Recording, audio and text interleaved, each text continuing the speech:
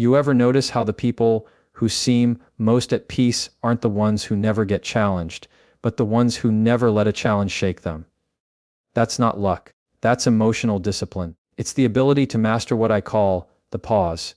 And this pause, this single moment between what happens and how you react, is the difference between chaos and control. Let's get something clear. Being unbothered doesn't mean you don't feel. It means you don't let your feelings run the show. There's a quiet strength in knowing you can experience anger, frustration, or disappointment without being owned by them. That's emotional maturity. And mastering the pause is how you get there. Imagine this: someone insults you. Maybe they question your intelligence, dismiss your opinion, or make a passive-aggressive comment designed to sting. Most people react instantly. The heart rate spikes, the ego flares, the mouth opens before the mind catches up, and suddenly, you're saying or doing something you'll regret later. You've handed over your peace for the sake of being right. But the emotionally unshakable person does something different. They pause. Even if it's for a breath, a heartbeat, a second. That pause is not weakness, it's strategy. It's the mind's way of stepping in front of the ego and saying, hold on. Let's choose how we handle this. That pause is power. When you react instantly, you're operating from the limbic system, the part of the brain wired for survival, not wisdom. It's fight or flight. You're defending your ego, not protecting your peace. But when you pause, you activate the prefrontal cortex, the seat of reasoning and judgment. You move from survival to strategy. You're no longer in the emotion, you're aware of it.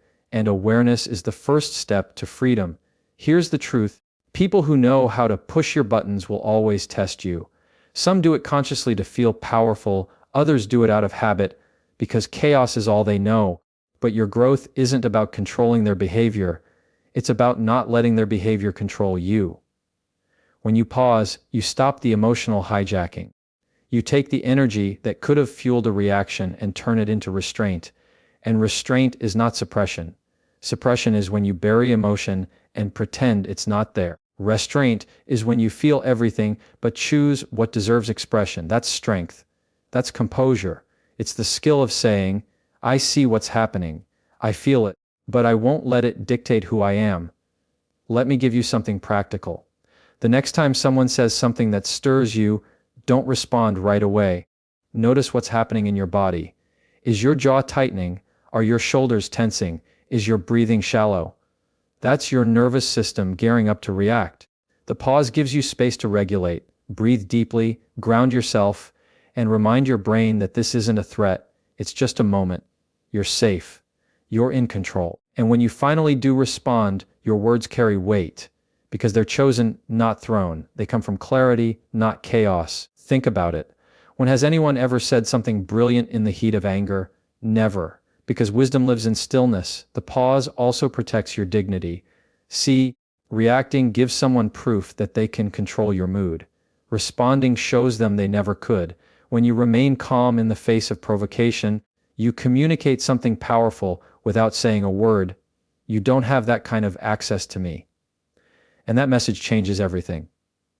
Now let's look at this psychologically. Reactivity often comes from ego defense. The ego interprets criticism as a threat to identity. It thinks, if they're right, I'm wrong. If they win, I lose. But that's an illusion. You don't lose power by staying calm, you reinforce it. Because power isn't proven through noise, it's maintained through control. The louder someone tries to provoke you, the more silence becomes your authority. Philosophically, this is the essence of Stoicism. Marcus Aurelius said, you have power over your mind, not outside events. Realize this, and you will find strength. That's exactly what mastering the pause is. It's understanding that no one can make you react unless you give them permission. You're not ignoring reality, you're managing your internal one. You're no longer the puppet of circumstance, you're the puppeteer of your own state. In relationships, this is everything.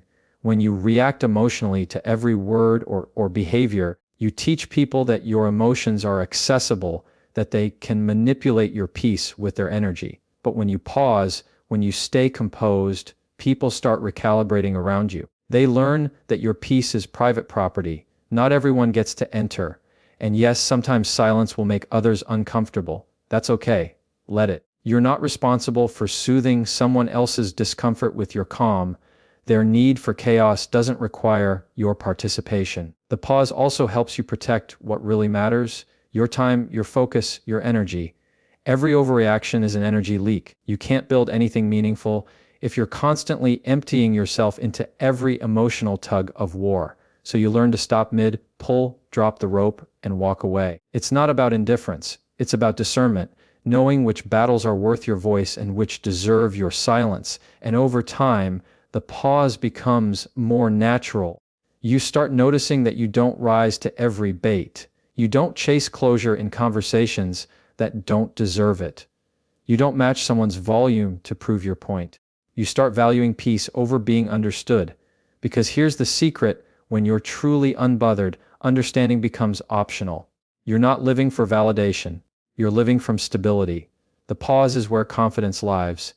It's the invisible line between emotional maturity and emotional chaos, between reacting and responding, between being driven by emotion and being guided by wisdom. So when life tests you, and it will, remember that your power isn't in how fast you respond. It's in how intentionally you do. The next time someone tries to shake your calm, let that be your cue to pause. Breathe, think, choose. Because every time you do, you're teaching your mind that peace is a choice, not a reward. And when you can pause under pressure, when you can stand still in the storm and still think clearly, that's when you've mastered emotional control. That's when you stop being tossed around by life and start steering it.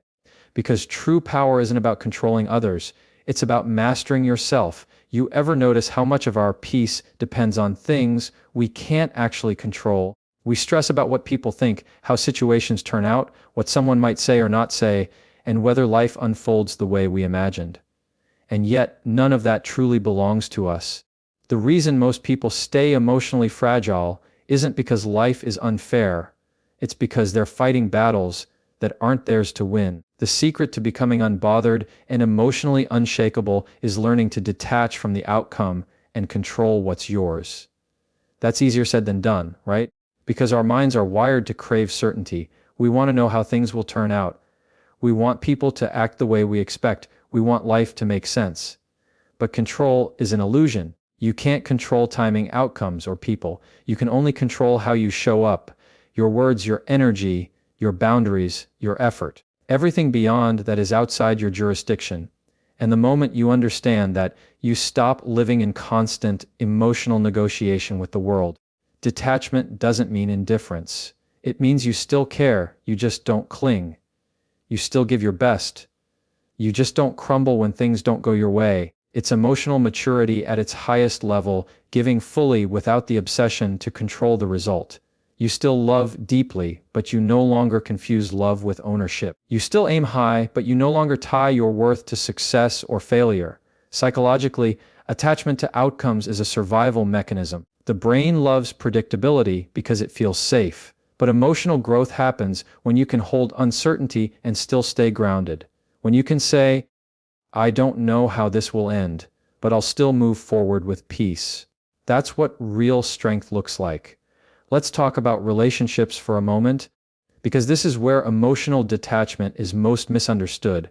When you're constantly trying to make someone see your worth, apologize, or behave a certain way, you're giving them power over your emotional state. You become reactive to their moods, their validation, their attention. That's emotional dependence disguised as love, but when you detach, you stop chasing closure or understanding from people who don't want to give it.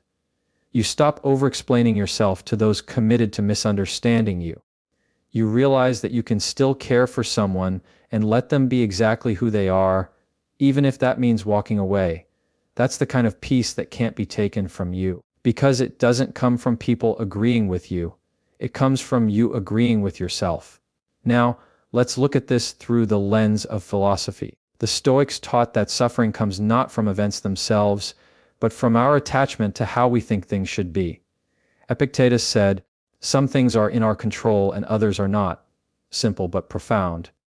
The emotionally unshakable person lives by that rule. They don't waste energy on what's external. They channel it inward, toward discipline, integrity, and perspective. You can't stop people from misunderstanding you.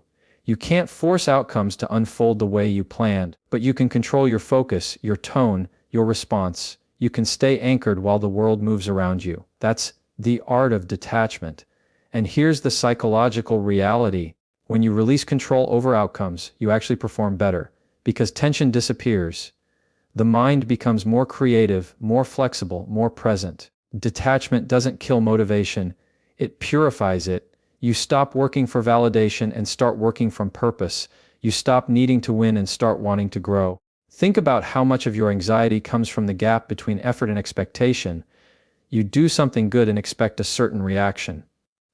You give kindness and expect it back. You show loyalty and expect the same. And when it doesn't happen, you feel betrayed. But that's not betrayal, it's reality. The world doesn't owe you symmetry. The emotionally unshakable person accepts that and still chooses to act with integrity, because their peace is not transactional, it's foundational. When you detach from outcomes, something magical happens. You become lighter. You stop taking everything personally. You stop trying to decode every silence, every delay, every seen message. You stop asking, "What did I do wrong?" and start asking, "What can I learn from this?" That shift moves you from emotional dependence to emotional leadership, and leadership starts within. It's the quiet confidence that says, "I can't control what happens, but I can control how I meet it."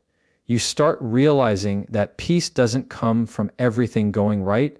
It comes from you being right within yourself, no matter what happens. That's real power. In practice, detachment looks like this. You show up, you give your best, and then you let it go. You don't obsess, you don't chase, you don't replay scenarios in your head trying to fix them mentally. You trust that whatever unfolds is either a blessing or a lesson, and both are valuable. You don't resist life, you flow with it. And let me be clear, detachment is not about being numb or careless. It's about caring so deeply that you refuse to let fear or control distort that care. It's about loving without losing yourself, giving without resentment, and trying without desperation. You stop fighting life and start partnering with it.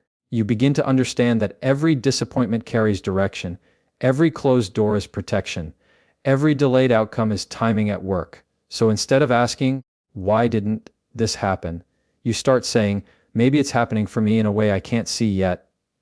That mindset doesn't just make you calm, it makes you unshakable. People who are emotionally unshakable have one thing in common: they don't hinge their happiness on conditions.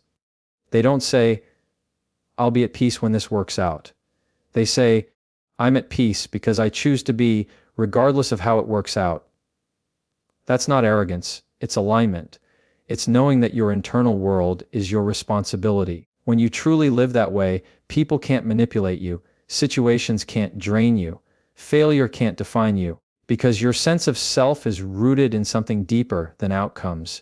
It's rooted in awareness. You no longer measure your value by what you achieve or who approves. You measure it by how centered you remain when things don't go as planned. And here's the paradox: once you detach from the need to control, life actually starts flowing in your favor, because you're no longer blocking it with resistance or anxiety.